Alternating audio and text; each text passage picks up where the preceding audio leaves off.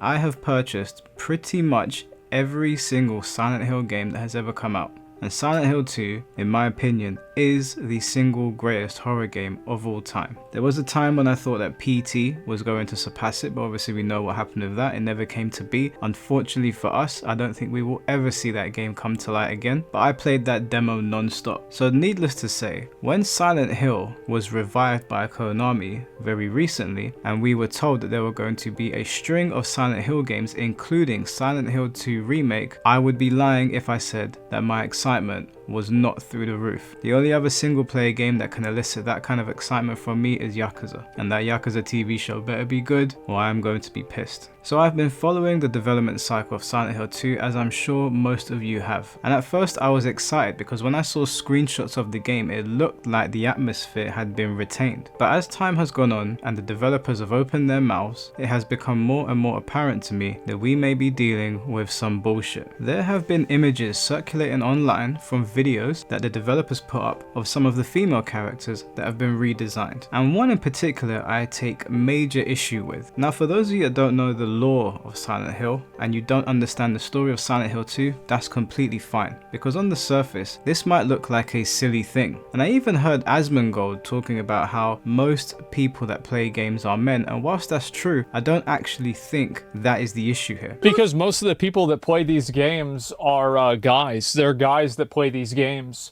So whenever they see a character that's not as hot, they're going to be mad about it. I think this is one of the big problems that a lot of people have with games, is that the truth is that the majority of people that play games are guys.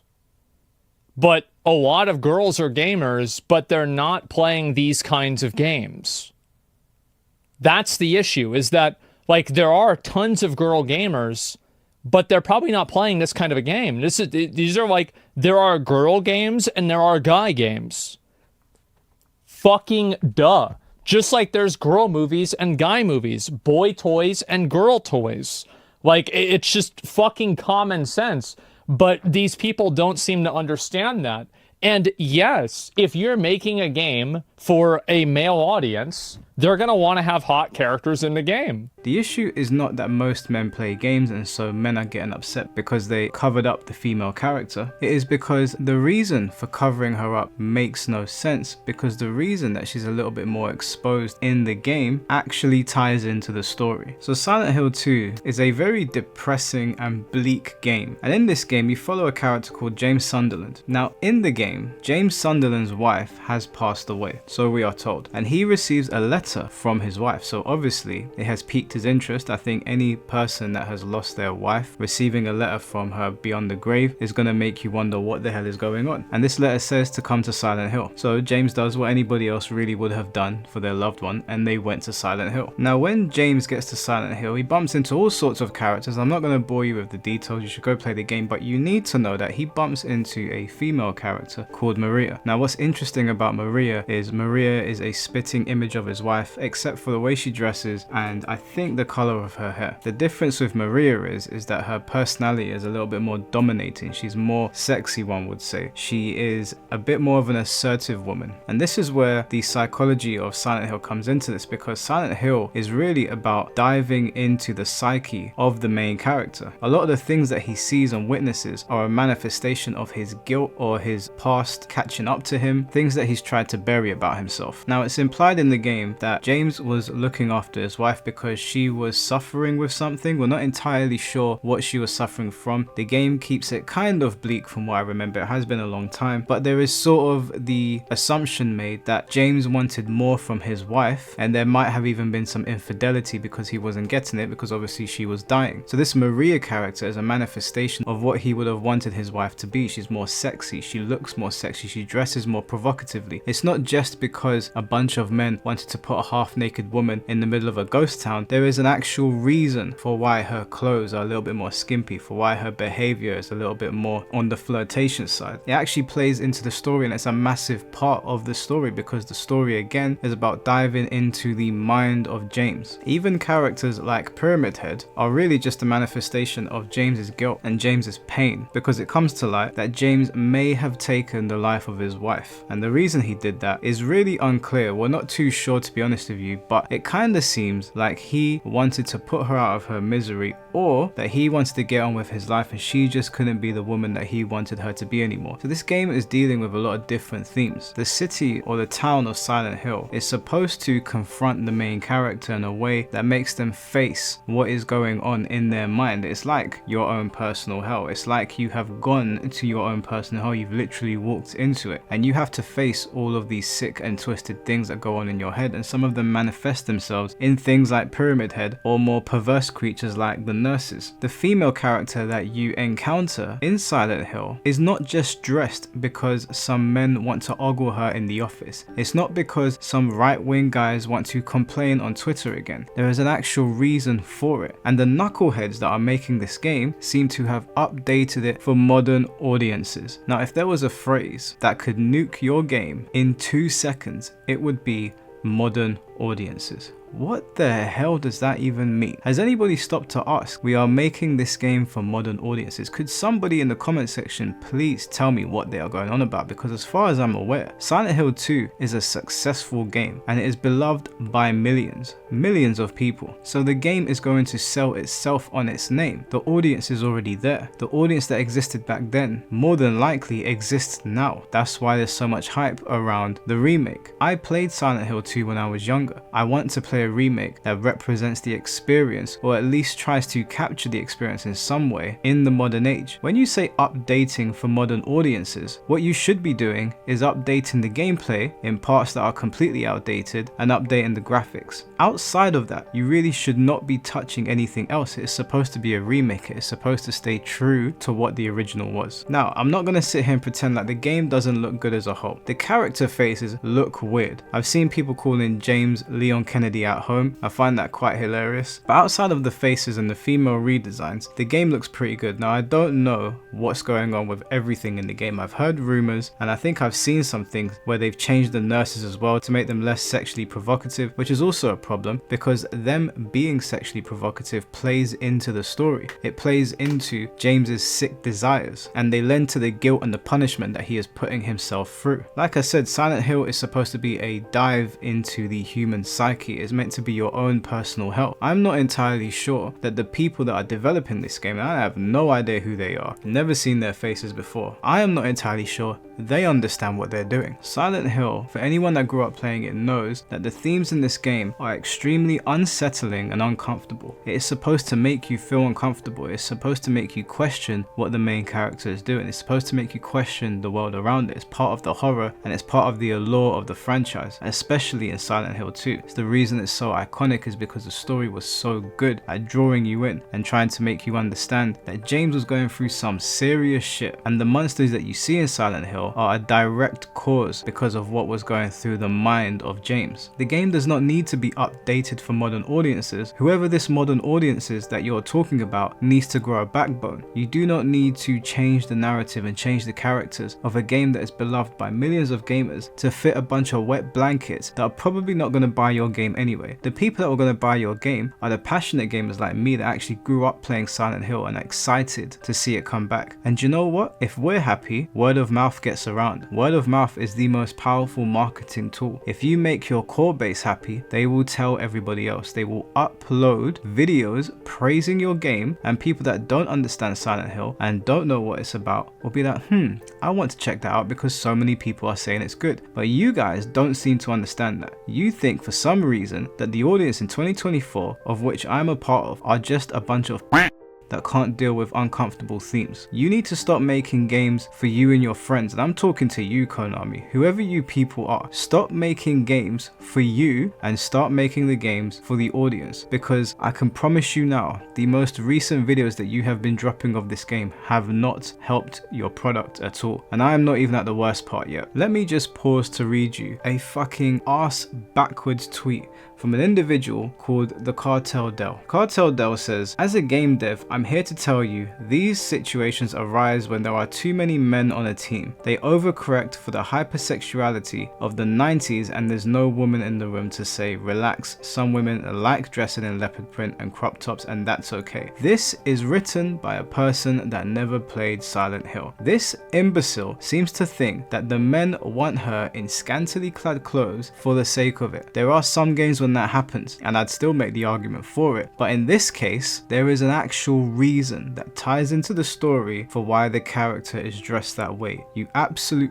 imbecile, go and play the game before you start tweeting nonsense out like this. Do you not understand the differences between Maria and Mary? Do you not understand why James sees her that way? Have you played the game? And I would say the same thing to the people working on this game. Have you played it? Don't worry guys, we are not done yet. This just gets worse and worse. Now it's no surprise that an individual like Cartel Dave tweets something like that, because Cartel Dave was apparently a part of games like The Last of Us 2, Jedi Survivor, Suicide Squad. Remember how that game went down? So I'm not surprised that nothing intelligent has come out of their mouth. Now I'm going to play sections of a video to you guys, but I just want to read out the title of this video, or rather what they tweeted just before they put it up. See how the Bloober team devs working on Silent Hill 2 preserved authenticity whilst adapting a horror classic for modern audiences. Now as time goes on, horror tends to get worse. The best horrors are from back in the day. I'd even argue that some of the best horror films are before I was even born. It's very hard to do horror correctly. If there is one genre in both movie and in video games that does not need updating,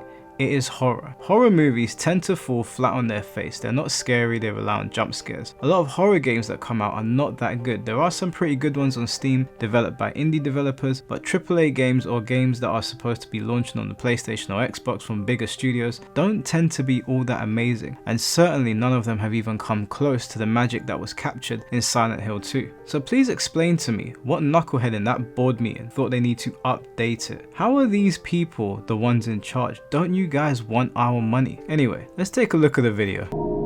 I think the biggest challenge that we've had was actually how to make the game approachable for the newcomers who have not played the original, but at the same time to still retain the familiarity of the game that player remembers from 20 years ago. Let's just pause it there real quick. Make it approachable for the newcomers. What does that mean? How is it that I am able to approach it and the people from my generation are able to approach it, but the people from the current generation or the new generation are unable to? I'm very confused. They don't really even explain this. What are you going on about? Is this another modern audience thing? If the game was successful then, and we enjoyed it then, and we could digest and understand the uncomfortable themes that it was presenting us with, punishment, torture, grief, sadness, sorrow, whatever it might be, how are we able to digest it back then, but the current audience can't? You realize that by saying that, you're kind of insulting the current audience as well. You're basically saying they don't have a backbone, they don't have the mental fortitude to deal with the uncomfortable themes that Silent Hill presents. The hardest was designing combat. We want to be as faithful as possible to the original game,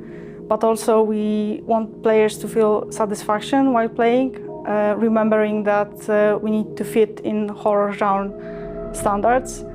Silent Hill set the standard. Why do you need to fit into a standard? You're trying to be Resident Evil. This is the problem. And that's the vibe that I'm getting when I'm watching this trailer and when I'm watching videos regarding the new Silent Hill. First of all, I think a lot of people would agree the fixed camera angles in the old horror games lended to the horror in the game. The over-the-shoulder camera does work for some games. I don't think Silent Hill is one that needs it. I personally would have preferred a return to fixed camera angles. I felt like they were much more fear-inducing than having the over-the-shoulder look. To me, it looks a bit too close to Resident Evil, if I'm being completely honest. And what I don't understand is that the original Silent Hill 2 still gets played a lot. I believe there was like a remastered version or an enhanced version that people absolutely love. Why not just do that? Why not just update the graphics? And sure, you can add some gameplay elements in there, you can expand on things because you've got more disk space now, you can even download things into the game to make it more of an enjoyable experience for us, but you don't need to be changing this much. I I think people would have really appreciated an authentic remake. I mean, down to the camera angles, over this over-the-shoulder stuff. It might work for Resident Evil, but Silent Hill is not Resident Evil, and it shouldn't try to be. And that's what made Silent Hill so special. It was a one of a kind, it was a trendsetter, and it did not fit into any standards. It made every standard go around it. The main thing that requires rethinking was the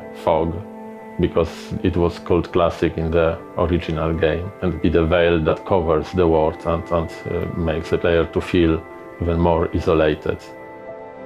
I'm not mad at that at all. Them updating the fog and making the game feel very isolated for the player, making it have that creepy atmosphere, I'm all for that. I still would have preferred the fixed camera angles. I really do feel like those horror games are very special and it's very hard to recapture the magic without doing that. But I can overlook it, I can move past it because it's not like the over the shoulder can't be good. But like I said, updating gameplay elements I have less of a problem with because we do live in a very different age now. It's been over 20 years since we saw that Silent Hill game. It's the story and the themes in the story which are the problem for me. The presented gameplay footage shows a fragment of the city from the beginning of the game and sections in Brookhaven Hospital.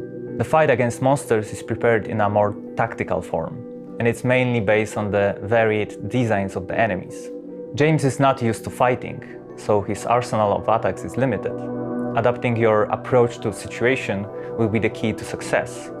However, your playing style, among other things, determines what ending you will discover. Now, I don't know about you guys, but there's something about watching these trailers and watching these videos that doesn't feel too Silent Hill-y to me. I don't know yet because I haven't played the game, but there is a bigger problem with this game. And I don't want it to seem like I'm hating for the sake of hating. I had seen all the conversations going on, and for the most part I'd remained out of them because I love Silent Hill and I wanted to give it a chance. But the more the conversations grew and the more I started to see things and realize things, the more it started to anger me. Now it's come to light that there is a Sweet Baby Inc. involvement in this game, but it's not Sweet Baby Inc., it is another narrative consultant agency. And the minute I heard that, I was like, well, that's it. If you need to hire a narrative consultant agency for Silent Hill, we already know the story is going to be neutered. This agency is called Hit Detection, and much like Sweet Baby Inc., they operate in the same way. They offer very similar services. If you go to their website, one of the main services you can see on there is sensitive issue assessment. It says our team assesses the risk factors for depictions of character from underrepresented groups, themes, and potential community reactions. And what's particularly scary about this agency for me is when I scrolled down on their page, I saw Sega, and I saw that Sega is one of their clients. Now, if anybody at Sega ever hears anything from this video, please heed my warning. Do not let the individuals in this agency anywhere near the Yakuza series, because then people are really going to blow a fuse. Anyway, back to Silent Hills. People are very upset with what they're seeing, and I've pulled a couple tweets here from a few individuals regarding this situation to read out to you guys. So we're going to go through some of the tweets, and then I'll have my closing thoughts on the situation. This individual says, a fundamentally different game than the one I played on PC years ago. Hard pass. I'm going to play the game I know and love. This individual says, the only one lost here is Konami in their creative direction. Like, let's not learn from history and recent failures in the market, copy Disney's strategy and fail really hard and economically, because I can see that plan working out. All this hard work and dedication ruined because you made a normal woman ugly for the sake of woke points. I will not be buying this game. I will not be buying any other games with altered versions for the same reason. Now, what they're referring to is that a lot of people find that the characters have been uglified in the game. I kind of see what they're talking about. They do look very weird. The faces look very weird for some reason. This individual says, can you define modern audience for me? Where are they? Where did you find them? I keep being told things are made for a modern audience, but no one is showing up. This is very true. We still don't know who this modern audience is. I would think when you're remaking a game, you're trying to capture the audience that made it so popular originally. I mean, it's not like the game came out 200 years ago. I'm pretty sure a lot of that player base are still alive and playing games. And for the ones that are not playing games, if they see a remake of Silent Hill and it's a faithful adaptation of the previous game, what do you think is going to happen? They're going to go, hey, I haven't really wanted to play games in a long time, but they're bringing back my favorite game. Maybe I'll buy a PlayStation and I'll pop it on. But you're not going to get that if you keep on messing with the source material. It's the very same thing we talk about with Marvel and the Marvel Cinematic Universe. If you have material there that people already like, just follow it. It's not that hard. Modern audiences,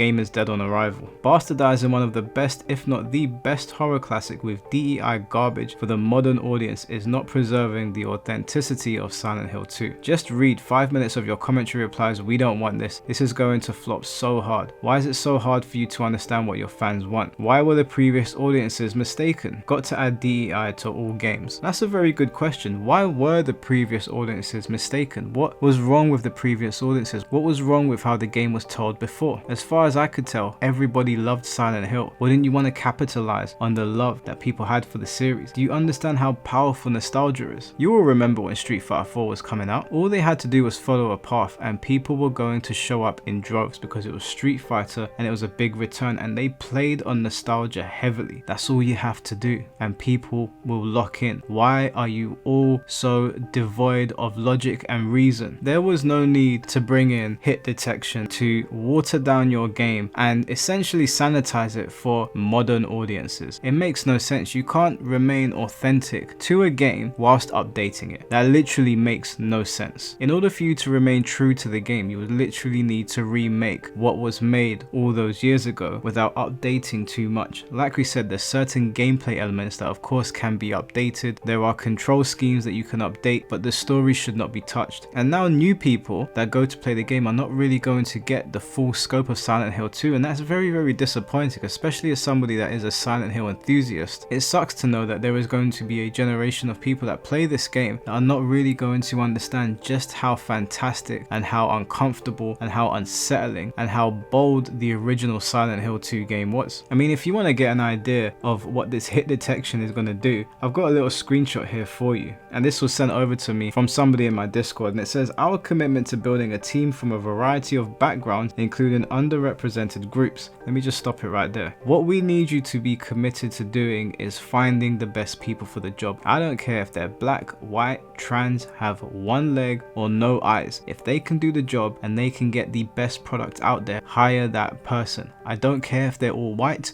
I don't care if they're all black, I don't care if they're all male or all female. Hire the best people. Goes on to say, is a superpower that allows us to provide unique and varied perspectives, setting us apart from other firms. I'm not sure that's entirely true. You sound like every other firm. The diversity is a strength that fortifies our insights and gives us a natural advantage within the consulting landscape. Hit Detection's current consultants boast impressive resumes, having worked with world-renowned media outlets and institutions. These include Riot Games, Blizzard, EA, Obsidian, Eurogamer, CNET, The Verge, Polygon, GameSpot, Edge, Games Radar, Wired, and IGN. Former consultants from our ranks have gone on to join prestigious companies such as PlayStation, That's Warrior, Larian Studios, Xbox, EA, and Level Infinite / Tencent. Hit Detection leverages its greatest strengths to accurately predict and consumer expectations at every stage of the development process, from ideation and pre-production to alpha and launch. We ensure that your games resonate authentically with your players. I'm not entirely sure that you do. I'm not entirely sure that any of these narrative firms have any idea what people actually want. I'll tell you what the modern audience wants. The modern audience wants what the classic audience had. That's usually why people are excited for remakes, so they can experience that story in a more beautiful setting, because we have Unreal Engine 5 now. That's all people want. It's really not a hard concept to grasp. I really don't understand what's wrong with these people. Do you know what I always find weird? In 2024, sexy women is seen as a massive taboo in video games, but excessive violence and gore isn't. Now, I don't have a problem with either. I just find it weird that they zero in on one. I find it especially weird in this game because the sexiness of Maria actually serves a purpose. It makes no sense to not have her sexy. Now, you might be saying to yourself, we've only seen 1 or 2 images, Mike. You are jumping the gun. And I wish that you guys were right, and I would love to eat my words. But the very presence of hit detection and the language that they have used tells me everything that I need to know. We have heard this spiel before, and it always backfires. And like I always say, people, vote with your wallets. Now, Silent Hill 2 is my favorite horror game of all time, but I will be damned if I spend a penny on this game when you've got imbeciles like Hit Detection and these people people at the helm. Now I'm not entirely sure why I'm surprised, because this is Konami we're talking about. These are the same people that cancelled PT, which was looking like it was going to be the greatest Silent Hill game ever made, and I didn't think I'd ever utter those words, considering Silent Hill 2, to me at the very least, seemed near impossible to top. I can't tell you how much time I spent on PT playing with my friends and on my own, figuring out all the little puzzles. It was fantastic and it was so exciting, and they decided to cancel it. For what, you might ask? Bloody pachinko machines everywhere. Now I know those are massive money makers, but PT was a special game.